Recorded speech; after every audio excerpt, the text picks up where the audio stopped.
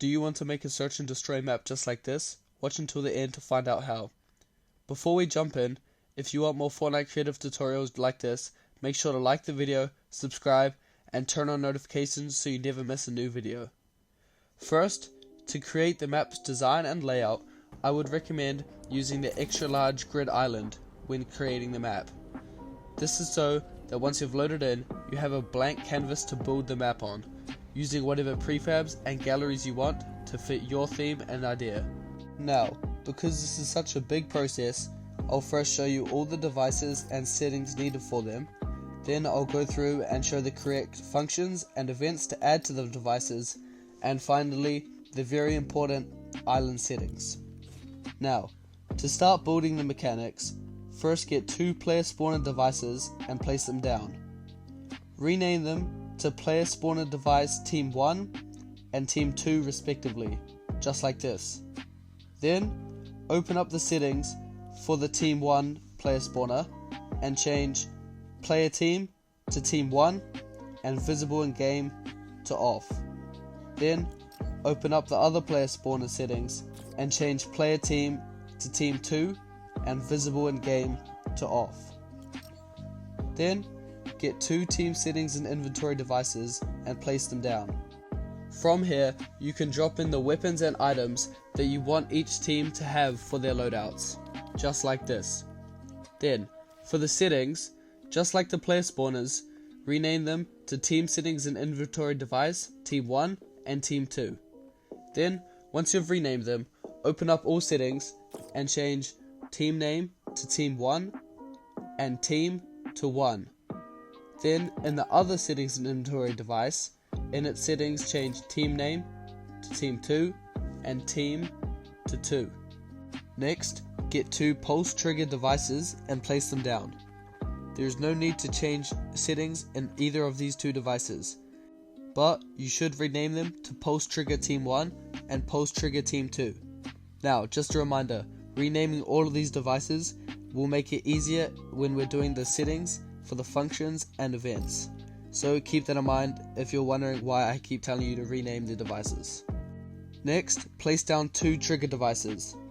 Place one of them inside the zone of a pulse trigger and then place the other one outside the zones of the pulse trigger.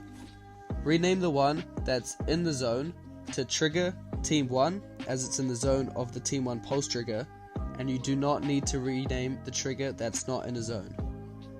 Now, go into the team 1 trigger device and in all settings change visible in game to off, triggered by player, off, triggered by damage, off, triggered by vehicles, off, triggered by water, off, trigger VFX and SFX off.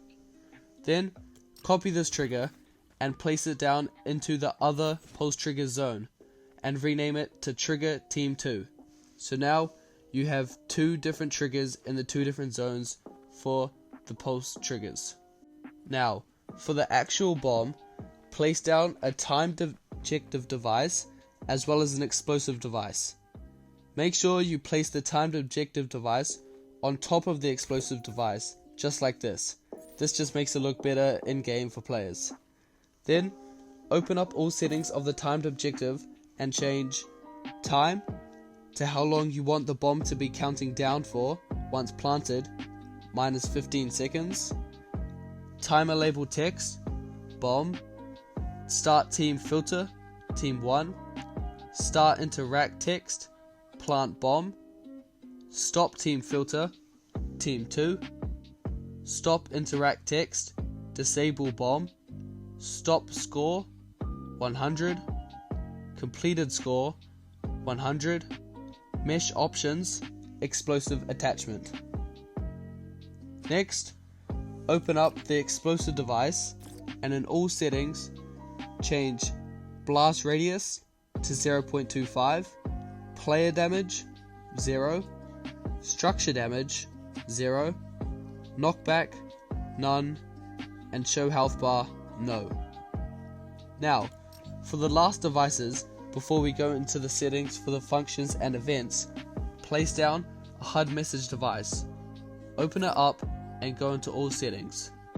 change the message to "You're an attacker, plant the bomb", message recipient Team 1, show on round start on, time from round start instant, placement top center. Then copy this HUD message device and place it down. Then in all settings, just change the message to "You're a defender, protect and disable the bomb", as well as change the message recipient to Team 2. That's all the devices as well as their settings that we need for these mechanics. So, to do the functions and events for all of the devices, first go into your team settings and inventory device for Team 1. Open it up and scroll across to functions. From here, change "End round when receiving from", trigger Team 2 on triggered, as well as trigger Team 1 on triggered. Then go across to events and put "On team is out of respawns, send event to trigger", as well as timed objective start. Next, go to the other team settings and inventory device and open up to the functions. Put "In round when receiving from", trigger Team 2 on triggered, trigger Team 1 on triggered, and trigger on triggered.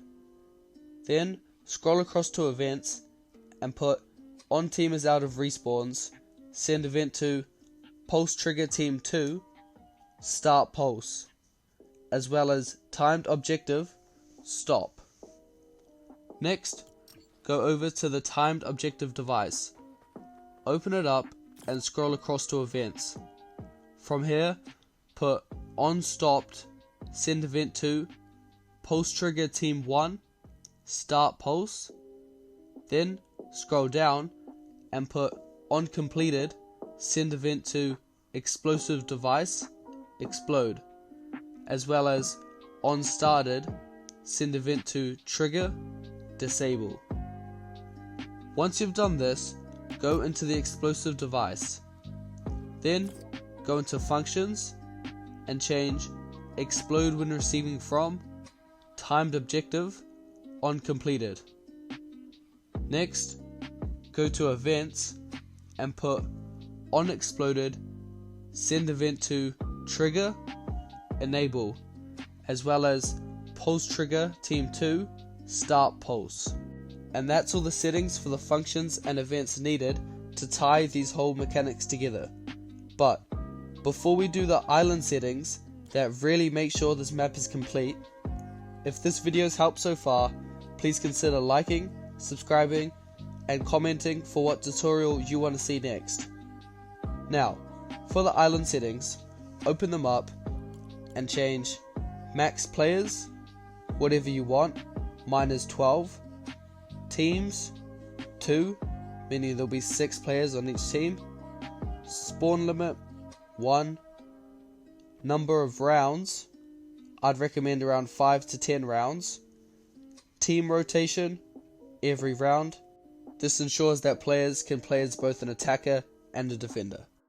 End game on match point, yes. Time limit, again I'd recommend around 5 to 10 minutes. Game win condition, most round wins. Default spectate behavior, teammates. Allow building, none. Cannon destroy environment, no. Environment damage, off. And that's how you make a search and destroy map. If this tutorial helped you, make sure to like, subscribe, and comment for what tutorial you want to see next. If you want to support the channel even further, you can use the super thanks feature. And if you leave a tutorial request in your super thanks, I'll give your request priority for future videos.